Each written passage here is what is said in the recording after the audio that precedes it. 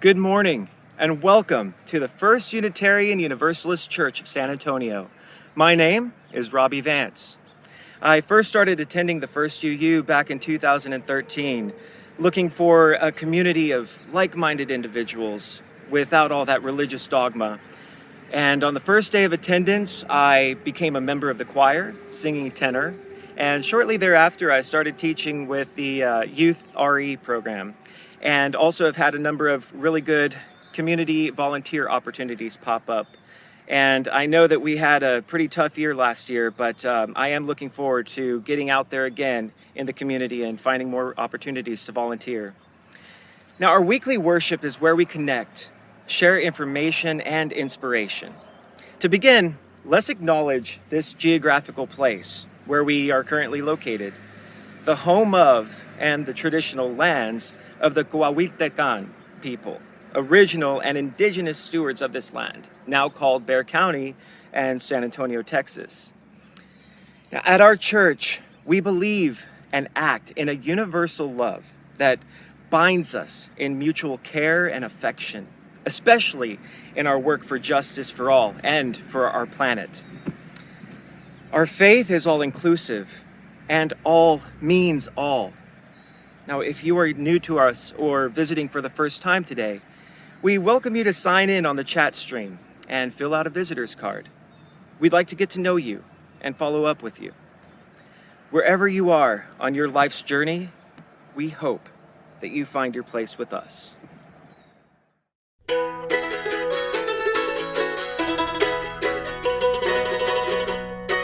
Summer, summer, milk for the heifer, we will bring the summer in.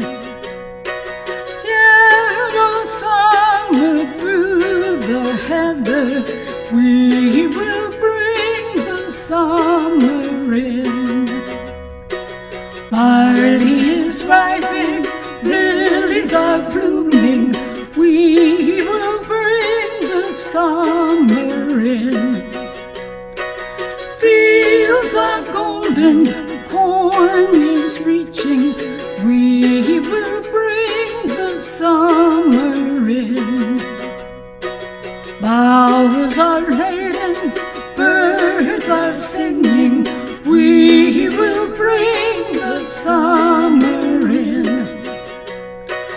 Meadows, streams, and broad deer grazing, we will bring the summer in. Fire in the hearth, our home protecting, we will bring the summer in. Over the farmlands, smoke is drifting, we will bring the summer in. Torches are blazing, circle dancing, we will bring the summer in. Wine is flowing, voices soaring, we will bring the summer in. Midsummer bonfires, lovers leaping, we have brought the summer in. Health and long life, good fortune bringing, we have brought the summer in. We have brought the summer in. I'm Joan Wells. I've been a member of this church since 1989. I am Sylvia Wheeler, and I've been a member of this church since 1992. Joan and I are members of the planning committee of Celestial Celebration Circle, and we've helped facilitate the rituals. There are 8 of them, which are on this campus, and it represents the wheel of the pagan year. I like this chalice in representation of the longest day of the year, the summer solstice. We also are honoring the fathers at this time, whether they be biological, chosen, ancestral, or cultural. And also, we look forward to the winter solstice when the wheel will turn and the light will return again. Blessed be.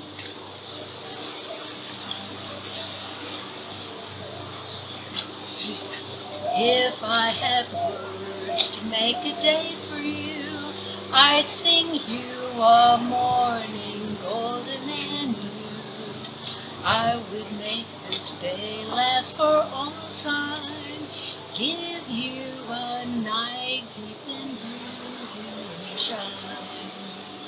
Blessed be. Blessed be.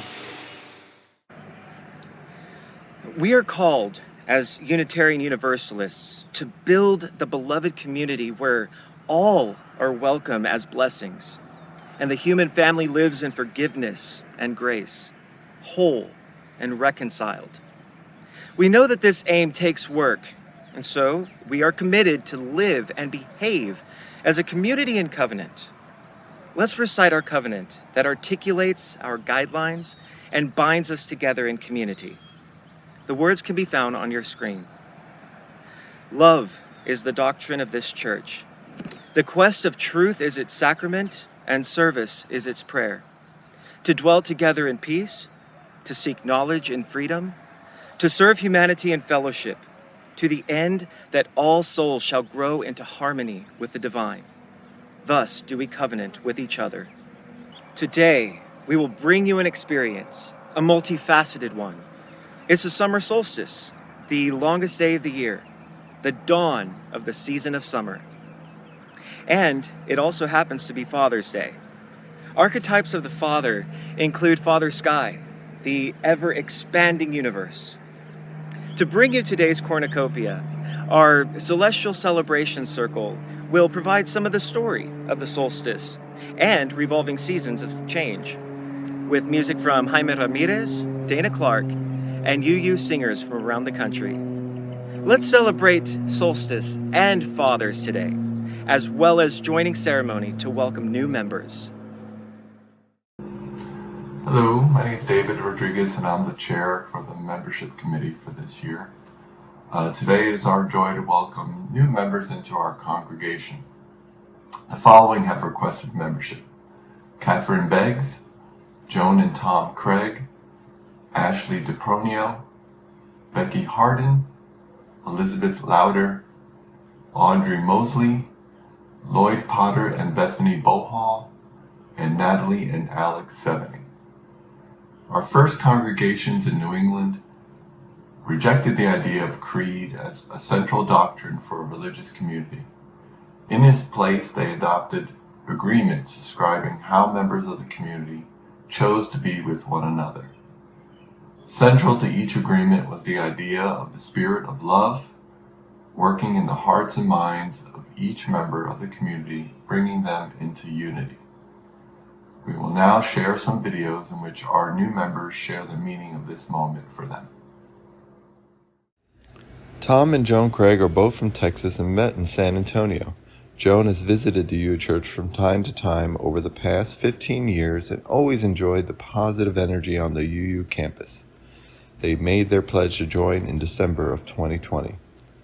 They have one furry feline friend named Daisy and enjoy spending quiet time at home. They strive for and appreciate kindness, mutual respect, and authenticity in all their relationships. We welcome them. Hi everybody, my name is Ashley DePronio, and this is where I work. And I look forward to meeting everybody as soon as this pandemic is over. Hi, I'm Bethany Bohall. And I'm Lloyd Potter. This is Coco. And this is Ruby. And we are delighted to be new members of the Unitarian Universalist community.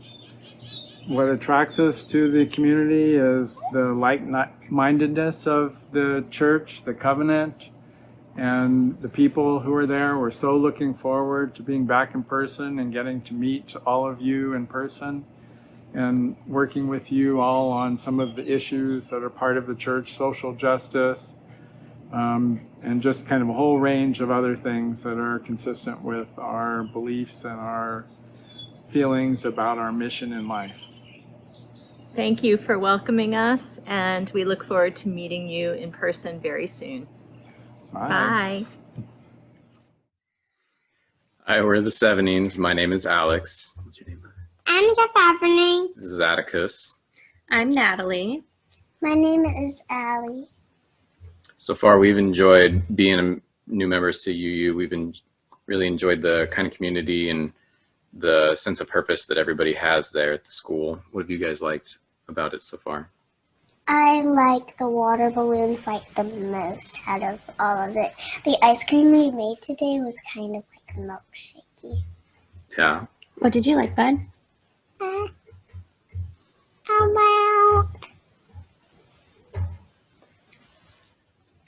We just like that everyone has made us feel welcome, and we can't wait until... I got it now. What? I love all the water balloons. You love the water balloons? All of them. Okay. we just can't wait till we'll be able to meet more of you in person, and yeah, we've really had a good experience so far. Bye. Bye-bye, love you. Bye, thank you. In joining our congregation, you give added strength and energy to it, and to all of us who have joined before you. We need you. We need to hear your voice. We need your moral and spiritual support, and your financial support as well. We need your talents, your thoughts, your energy and ideas. We need your dreams. This congregation is no greater than the vitality brought to it by its members. David and I invite everyone to get to know our new members and to celebrate their becoming active, supportive, and voting members of our beloved community. As a way for us to connect as a community, you're invited to share a joyful event, a sorrow, or a concern by entering it on the chat stream. Please let us know what is in your heart, for ours is a welcoming community where we find connection, a spiritual community where we come fully alive. Ours is a sharing community where our joys are amplified, a caring community where our sorrows are heard and held in compassion. At this time of complexity, may we listen more deeply and grow more involved with and connected to each other. Let's join now in silent meditation as we write our joys and sorrows on the chat screen while Jaime plays our meditation music.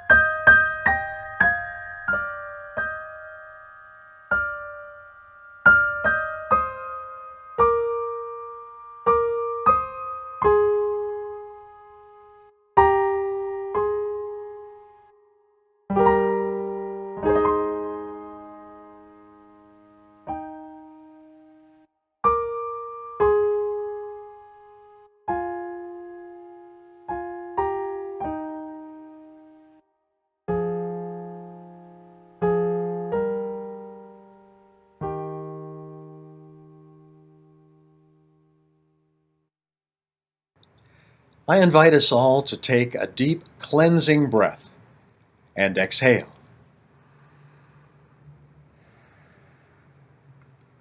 Mystery of many names, mystery beyond all naming, for all our joys, sorrows, and concerns, Give witness to our intentions to feel empathy and compassion. And for all that is unspoken today, may our community offer a space of deep kindness, loving, and just action.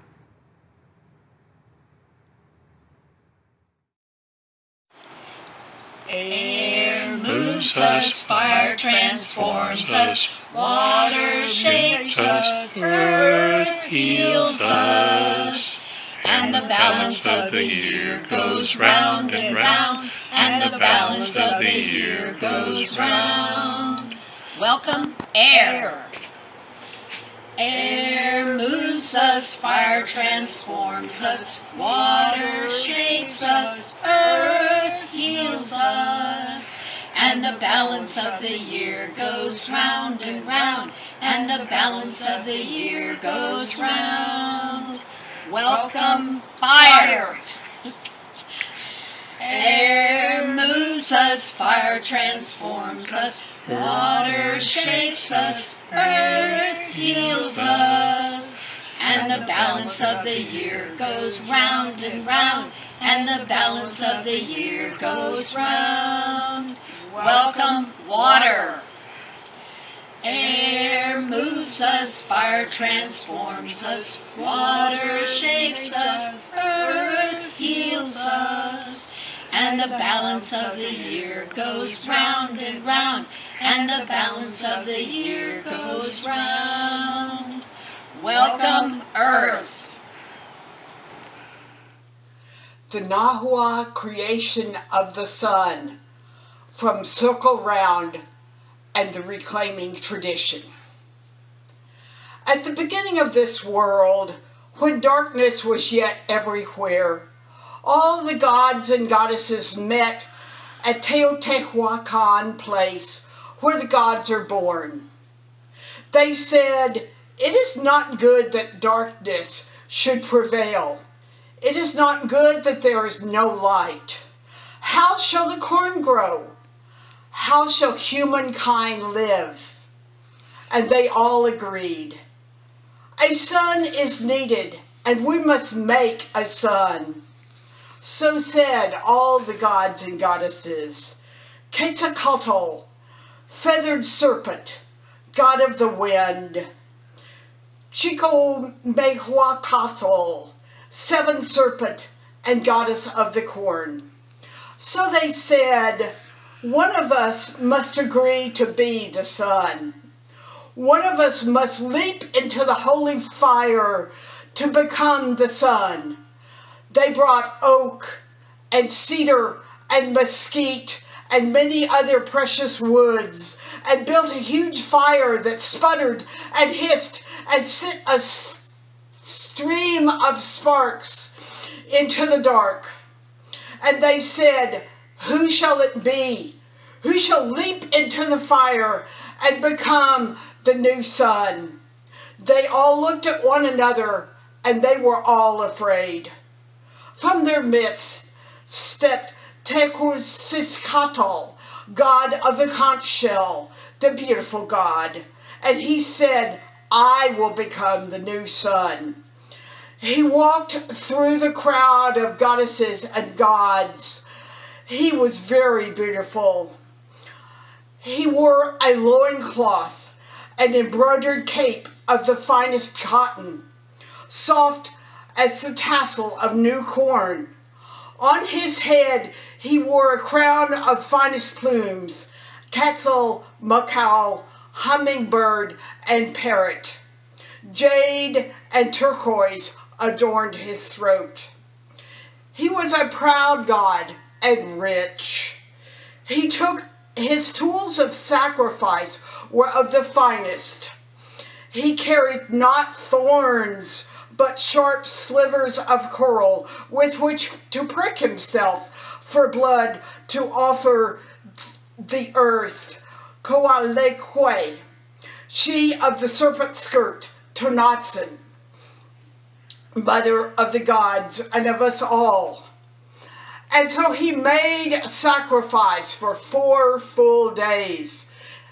He drew blood with his slivers of coral and caught his balls in quetzal feathers and offered to Mother Earth. Then he closed his eyes, took a deep breath, and ran toward the roaring, sputtering, fuming fire. But the fire was too hot, too intense, too fierce, and he stopped short. And again the beautiful God closed his eyes, took a deep breath, and ran toward the blaze. Again the pyre proved too hot, too fierce, and the God stopped short. One more time, the beautiful God closed his eyes, breathed deeply, and ran, and stopped short. The goddesses and gods murmured among themselves, and the beautiful God was ashamed. And from far back, from the edge of the crowd of goddesses and gods, came forth the least of them, Nahawatson, the ugly god. His skin mottled with sores, and poor he was. His loincloth and cape were of course magag weave, his headdress of amate paper. But he said, I will go into the fire. For 4 full days, he and his prayers to the earth pierced himself with his thorns, caught the blood in his balls of grass, and offered them to the Holy Mother. Then he came to the fire. He closed his eyes. He took a breath, and he ran. And with his heart in his throat, he leapt into the fire. The flames rose higher. They sputtered, they roared, they leaped. The fire threatened to break its bounds, to lick its red and gold tongues into the grasses and shrubs of the land. Seeing this, the eagle swooped down from the sky and with its wings swept the burning embers back into the fire. But the live coals tumbled onto the grass, and seeing this, the jaguar swept them back with a paw and rolled upon them to put out their flame. And the fire still rose, hewed higher and higher, and for the gods and goddesses who watched and prayed until the sky reddened in the east, and from the center of the flames rose the heart of the least of the gods, all ablaze, brilliant, and flaming. So mote it be. We're here to talk about summer solstice, to understand it a little better, and perhaps to appreciate what it is. The word solstice is derived from the Latin sol, or sun, and sistere, to stand still, because at the solstices, the sun's declination appears to stand still.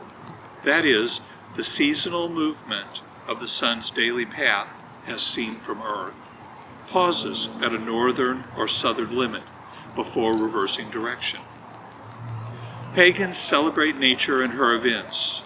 We celebrate the move away from long and hot days to shorter and cooler days.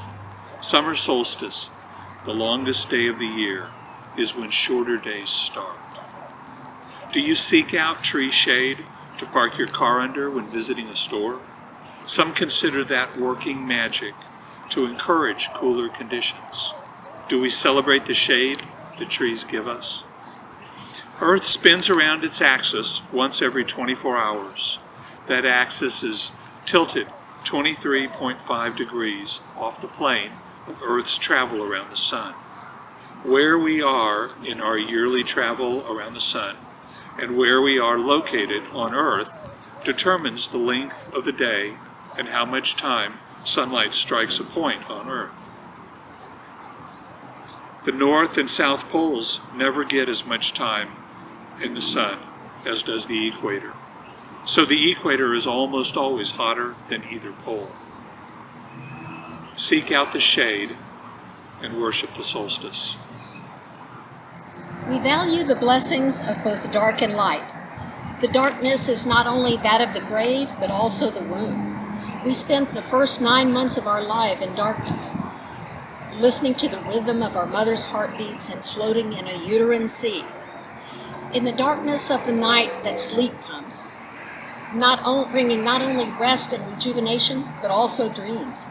In dreams, we can explore the hidden treasures of our mind and confront our deepest fears and highest aspirations. By facing shadows we find in the dark, we diminish their negative power and gain new insights. As the midwinter solstice, we affirm the light, and now at the midwinter summer solstice, we honor the dark. At this time, we would like to take an intention, intensify it, and seal it with a knot spell. So if you take a string or narrow ribbon about 18 inches and have your intention at ready. By knot of 1, the spell's begun. By knot of 2, it cometh true. By knot of 3, so mote it be.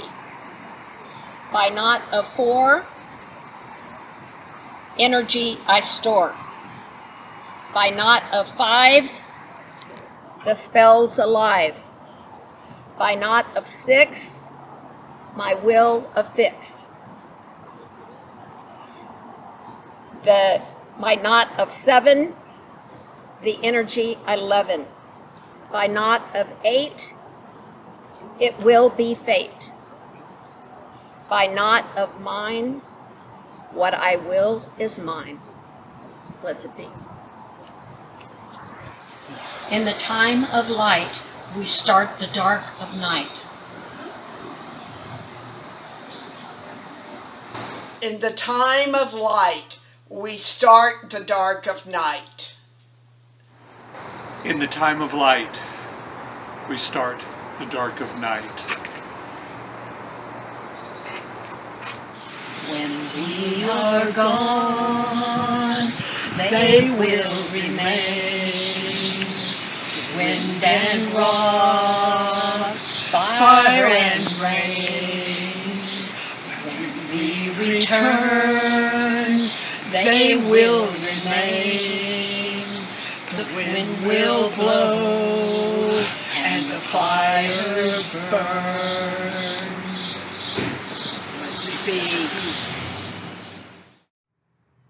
It's time now for our offertory. The offertory brings us the opportunity to share our gifts. Today, we share the plate with Peace Initiative. P-E-A-C-E means putting an end to abuse through community efforts.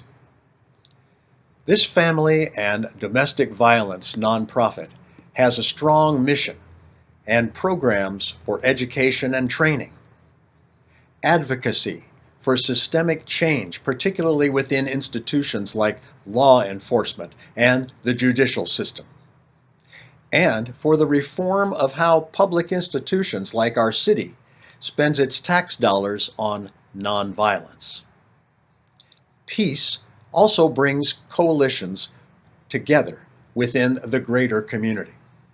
If you'd like to know more about this worthy organization, please go to its website, thepeaceinitiative.net. You may make an offering now on our online giving portal through the link on the screen, or mail a check to us made out to First UU Church with PEACE on the note line.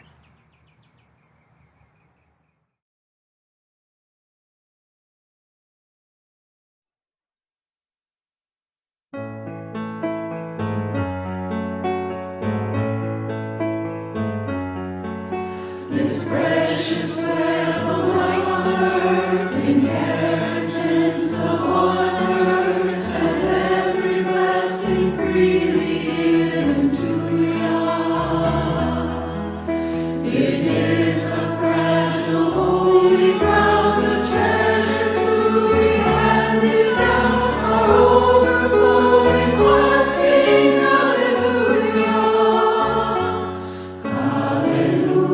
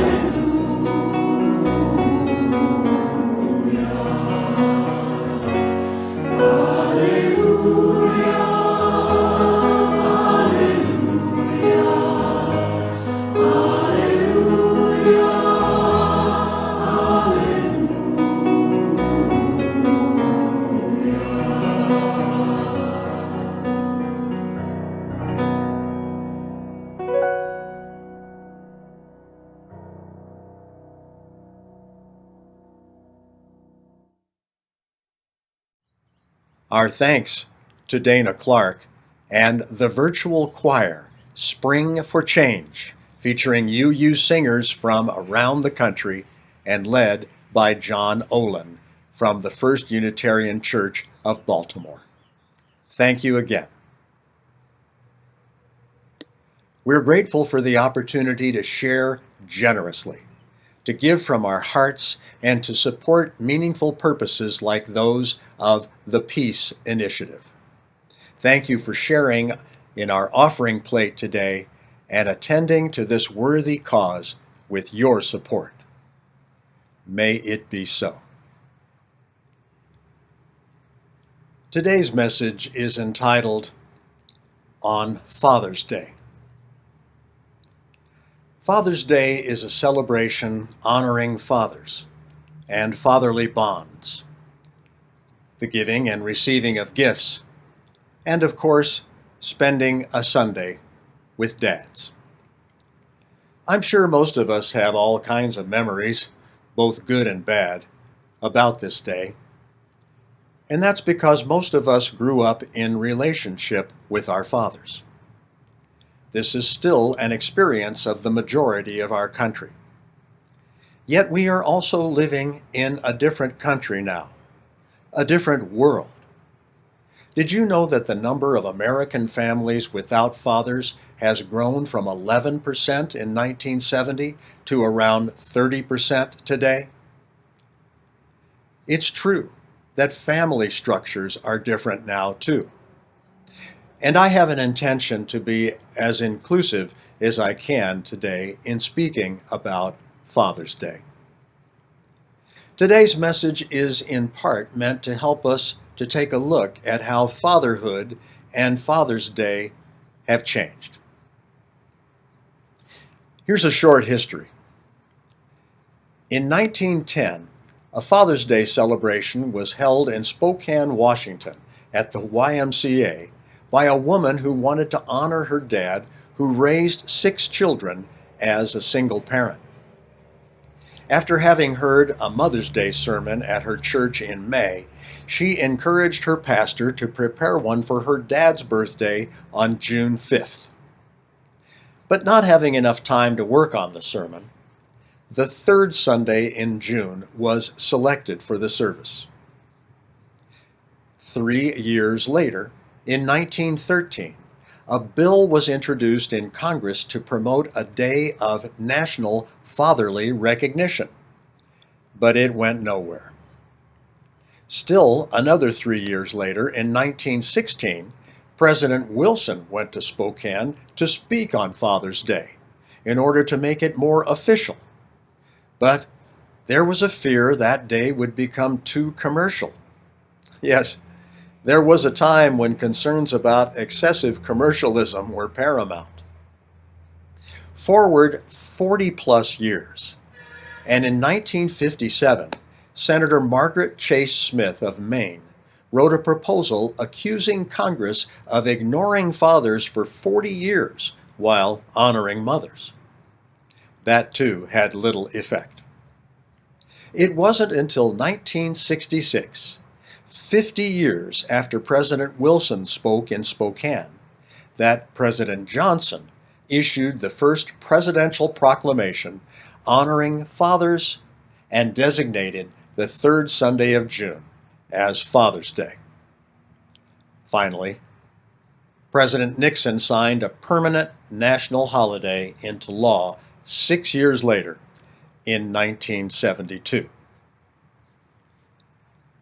Up until the mid-60s, the mysteries of childbirth were almost always the domain of women. Then, with the rise of the counterculture in the early 70s, things changed. Men insisted on becoming a part of the birthing process and wanted to be with their children more in their early years, participating in their raising and care. The many upheavals of the past 50 years, including the sexual revolution and the rise of women in the workplace, allowed this new kind of fatherhood to begin. Even though there are a few historical and literary examples of male nurturers, many new generation men have taken on this role with joy and interest. In fact, the past 25 years, we've seen the number of dads staying at home to care for their children, and that has more than doubled. Today we see this new fatherhood in a very engaged role, from wheeling strollers and playing with kids in the park, to bottle feeding, changing diapers, grocery shopping, and preparing food. Being present at the birth of one's children has led fathers to a widening intimacy with nurturing. New fathers hold their babies, give them baths, read to them, and do a lot more than financially provide food and shelter. The new role of a father is now accepted as being physically, emotionally, and mentally present. Quality time is crucial at all stages of life for building trust, expressing forgiveness and reconciliation, and demonstrating the values of integrity and humility. What a great change from the fathers many of us knew, who were mostly supporting the family at work and often physically and emotionally unavailable. This newfound relational intimacy is both instinctual and powerful. A study from the National Scientific Council on the Developing Child measures the strength of early childhood impressions of parents on a biological level, citing, quote, "We've long known that interactions with parents, caregivers, and other adults are important in a child's life, but new evidence shows that these relationships actually shape brain circuits and lay the foundation for later developmental outcomes, from academic performance to mental health and the development of interpersonal skills." Unquote. Who knew? The presence and participation of a father affects a child on the level of brain development and chemistry. These days, there's less talk about family values in politics. Yet, at the same time, there are clear challenges to the political spin on family values, with immigration policies, or the lack thereof, that break up and destroy families. And we need to look at other policies that are destructive to families, like the continued war on drugs and incarceration of way too many men for nonviolent crimes. Prison time has contributed to, as much as anything, to fatherless families rising in the past 2 generations, from 11 to 30%. Parents of all gender identities have a major role in the development of children, and especially in their growth into becoming authentic. Authenticity means to know who you really are, to know where you stand, what you value and what you desire, what you tolerate and what you don't.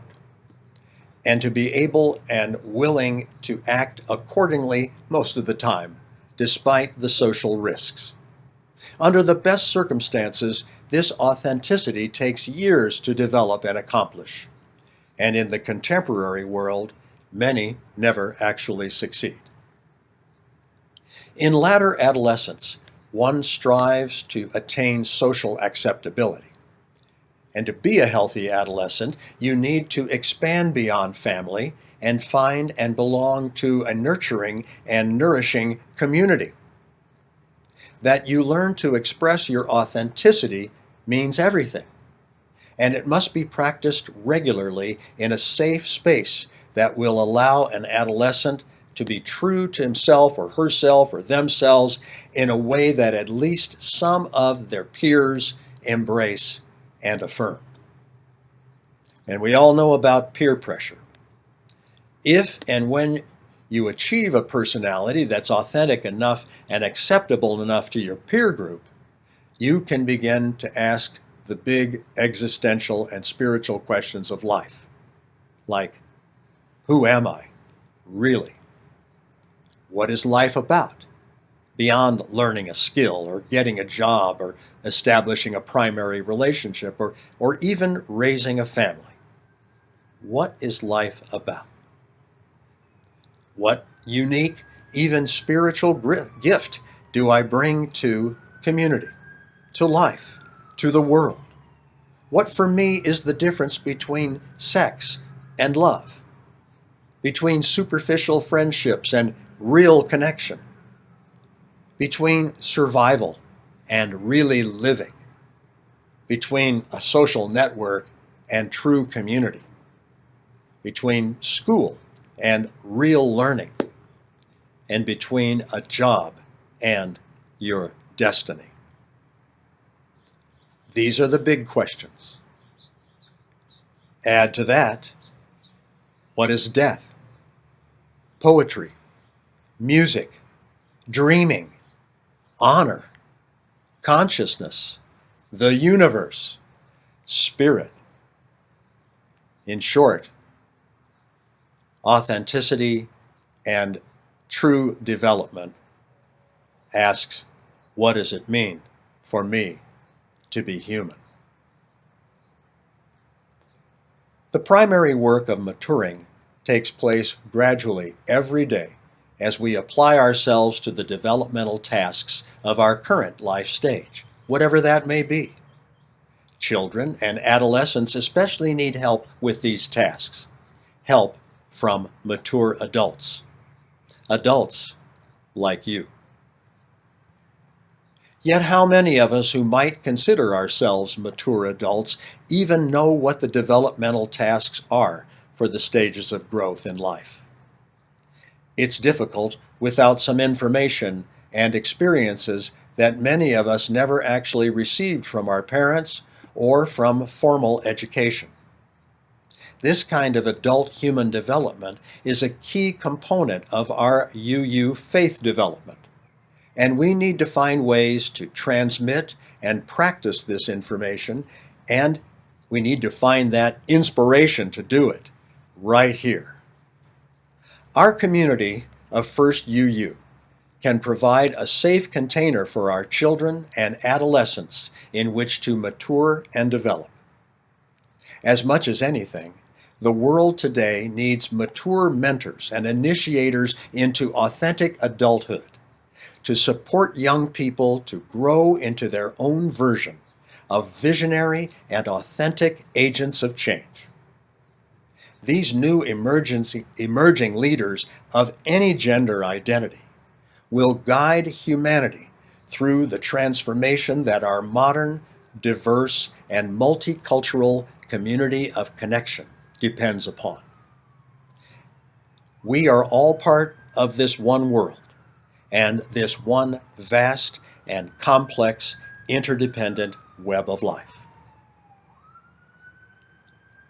Men, father figures, fathers have a special opportunity to teach their children, or any children, about the qualities of manliness. While not exclusive to men, these qualities include courage, venturing forth, risk-taking, and power. A large part of our success in building beloved community here will require the mentoring of our children and youth.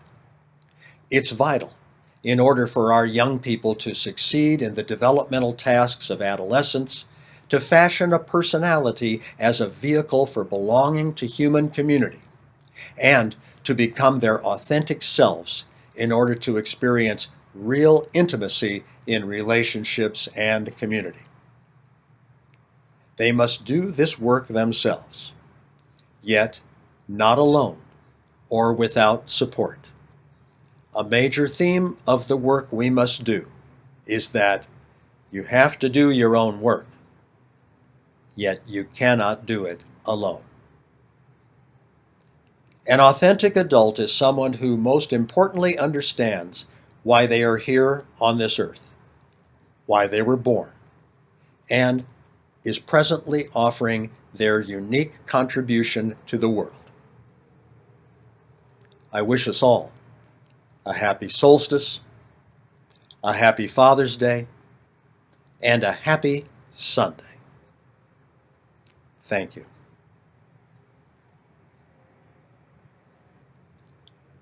We have worshiped today, which means to consider matters of worth. I trust we have listened, learned, and grown in love. May we remember who we are.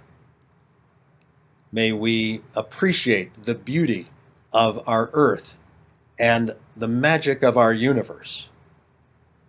May we respect and understand the worth and dignity of all humans, and today especially fathers and parents. May we hope for a greater understanding of the mysteries of life. Let us now enjoy the postlude by Jaime and gathering afterward during our coffee hour. I look forward to seeing you on Zoom, and if you're unable to join with us, thank you for being with us today. Please go in peace until we meet again. Take good care.